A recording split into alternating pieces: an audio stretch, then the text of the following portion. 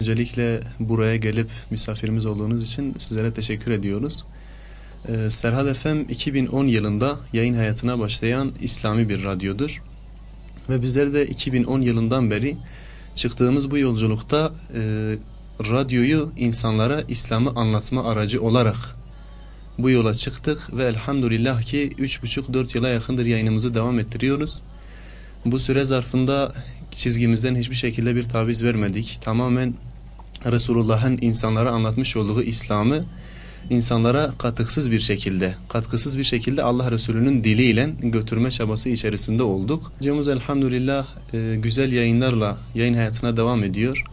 Kimi zaman sohbetlerimiz oluyor, toplumu ilgilendiren meselelere çözümler getiriyoruz. Fıkıh programlarımız var bu noktada. Halkın ihtiyaçlarını en güzel şekilde görmeye çalışıyoruz. Tabi İslam'ı prensip edindiğimiz için tamamen İslami bir çerçevede, hiçbir ayrım gözetmeksizin. Eşhedü en la ilahe illallah ve eşhedü enne Muhammeden Resulullah diyen herkesin bizim kardeşimiz olduğunu bilerek bu bilinçle hareket ediyoruz.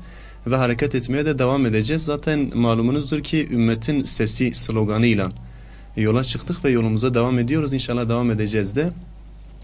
Ümmetin sesi derken biraz bu ümmetin sesini aşmak istiyorum. Öyle sadece ümmetin sesi iki sözcükten oluşan basit bir kelime değildir.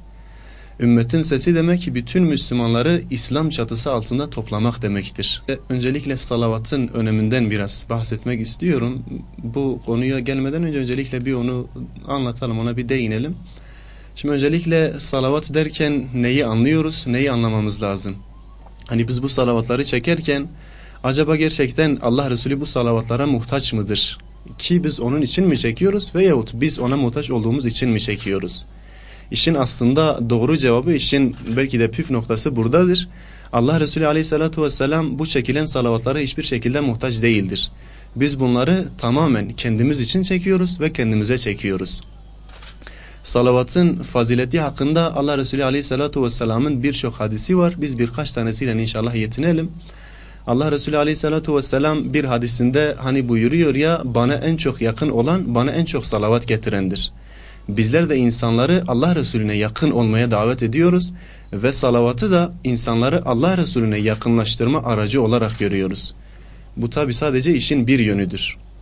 Yine bununla birlikte biz şunu çok iyi biliyoruz ki Allah Resulü aleyhissalatu vesselam çekilen salavatlardan haberdardır ve Allah Resulü kendisini sevenleri biliyor ve tanıyor. Bizler de Allah'ın izniyle ona salavat getirirsek ve salavat getirmeye aracı olursak ümit ediyoruz ki Allah Resulü bizi de sever, bizi de o aşıklarının arasına dahil eyler inşallah. Geçen senelerde bu yıl zaten üçüncüsü oluyor salavat kampanyasının. Geçen önceki 2 senede de bunu düzenlemiştik ve elhamdülillah hedefimizin çok üzerinde bir salavat vardı. İlk düzenlediğimiz sene biz 1 milyara hedefliyorken sağ olsun dinleyicilerimiz ve Van'ın halkı İslam'a duyarlı bir halk olduğu için milyarın ötesinde 4 milyarın üzerinde bir salavat çektiler. 4 milyara yakın bir salavat.